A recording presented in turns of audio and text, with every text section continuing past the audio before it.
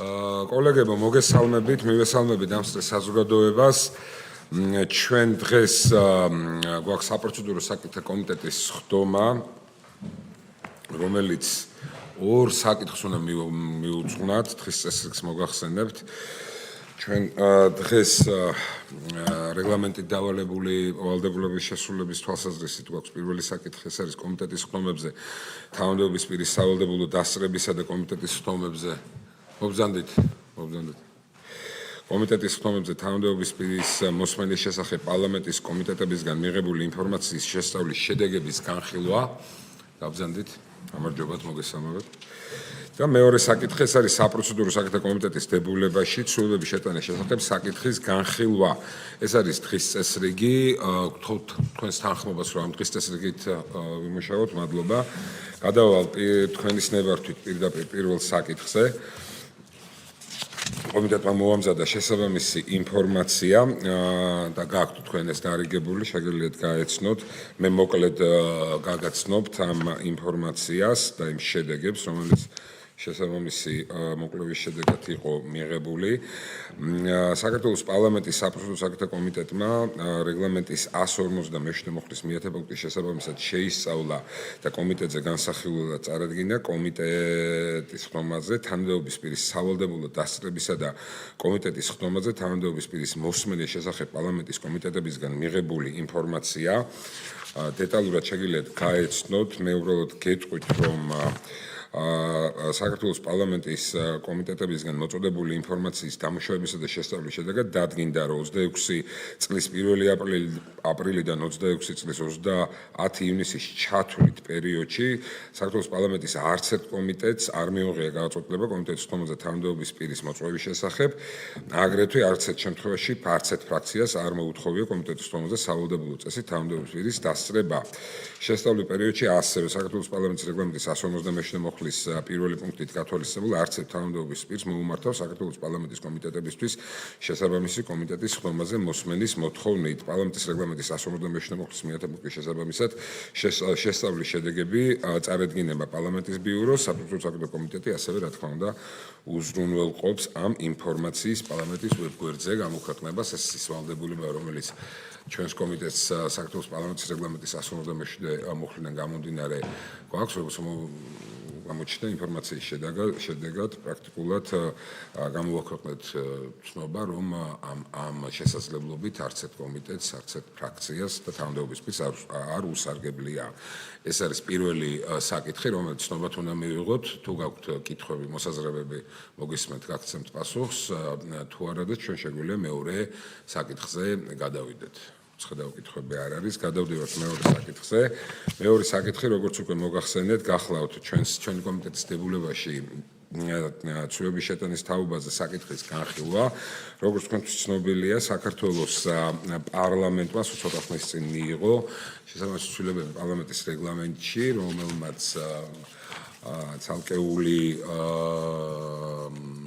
მოცემულობა სხვაგვარად ახლებურად დაარეგულირა იქ ცნობათ მიღების თაობაზე საკუთარ თანამდებობის პირებთან მიმართებით, ასე ვთქვათ, საქართველოს პარლამენტის მიერ არჩევის თუ კანდიდატურის წარდგენის საკითხზე განსხვავებული გადაწყვეტილება იქნა მიღებული, ამიტომაც ჩვენ ვართ ვალდებული, ბუნებრივია დებულება, რომელიც კომიტეტის საქმიანობას არეგულირებს, მიუსადაგოთ რეგლამენტის იმ დანაწესებთან, რომელიც არის უკვე ძალაში, მოქმედებს და სწორედ ამ ვალდებულებას ვასრულებთ ახლა. მე გეტყვით, ჩაგკითხავთ კონკრეტულად რა იცვლება.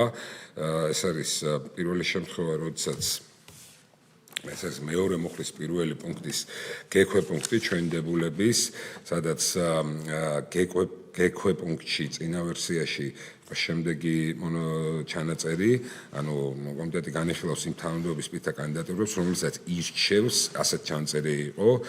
და რომელიც დანიშნულზე თანხმობას აძლევს პარლამენტი დასკვნას წარუდგენს პარლამენტის ბიურო. ამ შემთხვევაში აღარ აძლევს დანიშნულზე თანხმობას საქართველოს პარლამენტი პირდაპირ ირჩევს, ამიტომ ბუნებრივია ეს ჩანაწერი კარგავს აზრს, ამიტომაც ახლებულ ვარიანტში იქნება ასეთი რედაქცია, გექვეპუნქტი განიხილავს იმ თანამდებობის პირის კანდიდატურებს, რომელსაც ირჩევს პარლამენტი და დასკვნას წარუდგენს პარლამენტის ბიუროს, ანუ ყოველგვარი თანხმობის გაცემის გარეშე. ეს პირველი.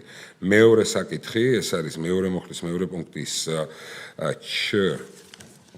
ქვეპუნქტი, შემდეგი რედაქციით, ანუ წინა მოქმედ რედაქციაში იყო, რომ რეგლამენტით გათვალისწინებულ შემთხვევაში დადგენილი წესით შეისწავლის საქართველოს სახელმწიფო უსაფრთხოების სამსახურის უფროსის თანამდებობიდან გათავისუფლების საკითხს და შესაბამის დასკვნას წარუდგენს პარლამენტის უახლოეს პლენარულ სხდომას, რადგანაც აქაც არის კონკრეტული